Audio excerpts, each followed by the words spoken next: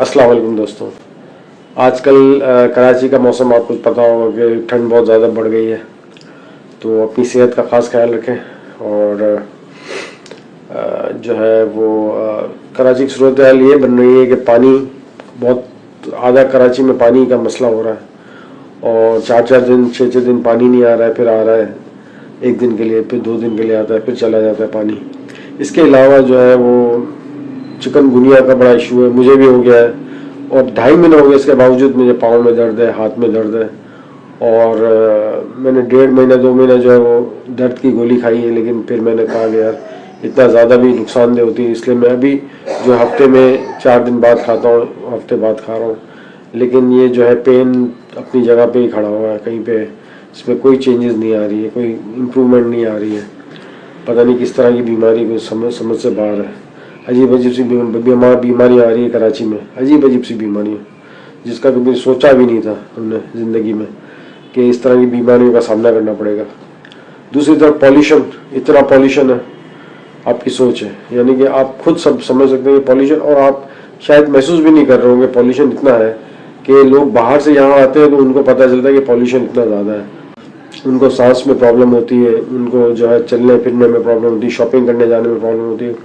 जब उनको प्रॉब्लम होती है तो वो बताते हैं कि भाई इस तरह से इश्यूज़ है, हमें तो आदत हो चुकी है इस पॉल्यूशन की, लेकिन उनको आदत नहीं है, तो वो फ़ौरन से नोटिस करते हैं कि भाई इसमें जो है आपके यहाँ पॉल्यूशन है और आपकी हवा में जो है वो कुछ गड़बड़ है, और वो फ़ौरन से नोट कर लेते हैं। तो बात यह है दोस्तों कि बड़ी मुश्किल सूरत हाल हो गई है। हम तो कराची में रहते हैं, लाहौर का तो आपको पता है कि वो जो इनके साथ जो मसले हैं और जिस तरह से आलूदा फ़ज़ा होती है इंडिया के पंजाब से जो है वो आलूदगी लाहौर में और पंजाब के दूसरे शहरों में आती है, तो वो तो बहुत ही ज़्यादा परेशान है। हम फिर भी बेहतर, लेकिन हम जितने परेशान हैं, कराची में भी कितने परेशान हैं वो भी आप पता होगा कि कराची जो है वो इकोनॉमिक हब है, तो सारी पाकिस्तान जो है उनके लोग जो हैं पाकिस्तानी यहाँ पे कराची में काम के सिलसिले में आते हैं, बिजनेसेस करते हैं और जॉब्स करते हैं और मुख्तलिफ जो है वो शोबे से ताल्लुक़ रखते हैं और मुख्तलिफ जगह से आते हैं, पंजाब से, सिंध से और मुख्तलिफ जगहों से आते हैं पाकिस्तान कराची में, और जो है वो काम करते हैं यहाँ पे।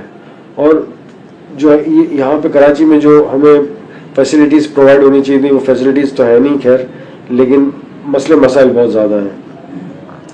डाकू भी आते हैं साथ में बाहर से, यहाँ के डाकू कम है, कराची के डाकू भी सिंध से, पंजाब से आते हैं, सरहद से आते हैं, जो NWFP KPK कहते हैं हम इसको। तो इन सब जगहों से जो है वो डाकू भी आते हैं माशाल्लाह से। तो जिस तरह से लोग काम करने आते हैं, डाकू भी इसी तरह से आते हैं, तो वो भी उनका भी एक शोबा है काम का, तो वो जारी बात है वो भी अपने काम में मुस्तैदी दिखाते हैं। तो खैर कराची की जो सूरत हाल बन गई है वो तो देखने के काबिल है।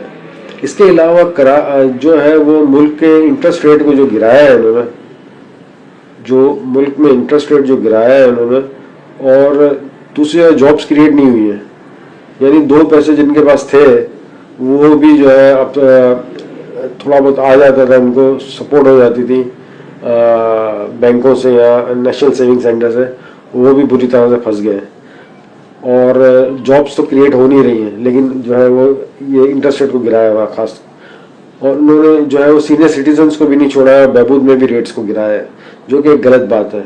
जो मैं समझता हूँ कि कम से कम बुज़ुर्गों को, जो सीनियर्स हैं, उनको तो जीने का हक होना चाहिए, वो तो काम नहीं कर सकते हैं, तो सीनियर सिटीजन्स का इंटरेस्ट रेट्स को नहीं गिराना चाहिए, तो लेकिन उन्होंने गिराया है और अच्छा खासा गिराया है। तो लिहाजा जो है वो ये सिलसिला बंद होना चाहिए, एक लिमिट पे रखना चाहिए, एक फिक्स परसेंटेज रखनी चाहिए जो कि बहबूद के पेंशनर्स को जो है दी जाती है रकम, जो इनके लिए हेल्पफुल होती है ज़िंदगी गुजारने के लिए, क्योंकि वो बिल्कुल काम नहीं कर सकते हैं, ठीक है ना। तो ये एक गलत सिमत की तरफ जा रहे हैं, जो कि समझना चाहिए हुकूमत को है, लोगों को समझना चाहिए कि ये तरीका सही नहीं है।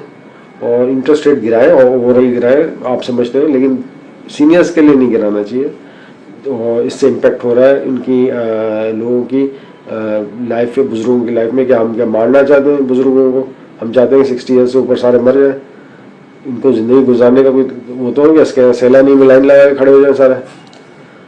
دوائی کی تو ضرورت ہوتی ہے نا ایٹ لیسٹ. تو میڈیسنس وغیرہ کے لیے کیا کریں گے؟ میڈیسنس تو سب جگہ سے نہیں ملتی ہے, کوالٹی میڈیسنس نہیں دیتے ہیں سارے. سول ہاسپٹل وغیرہ جائیں تو ایک آپ کو پتہ ہے کہ کس طرح کی میڈیسنز ہوتی ہیں, ان کی لوور کوالٹی کی میڈیسنز ہوتی ہیں. تو یہ جو ہے کس طرف لے جا رہے ہیں کچھ سمجھ نہیں آ رہا. ہم جس طرح سے پریشان ہیں تو وہ اس کا حال آپ بھی جانتے ہیں, میں بھی جانتا ہوں. میں نے تو اپنے آپ کا اظہار کر رہا ہوں آپ کے سامنے کہ میں کس تکلیف سے گزر رہا ہوں. اور لہٰذا آپ ضرور شیئر کریں کہ کیا آپ میری بات سے جو ہے ایگری کرتے ہیں. وہ جو ہے وہ کامنٹ میں ضرور لکھیں اور لائک کریں میری ویڈیو کو. تھینک یو, بہت شکریہ.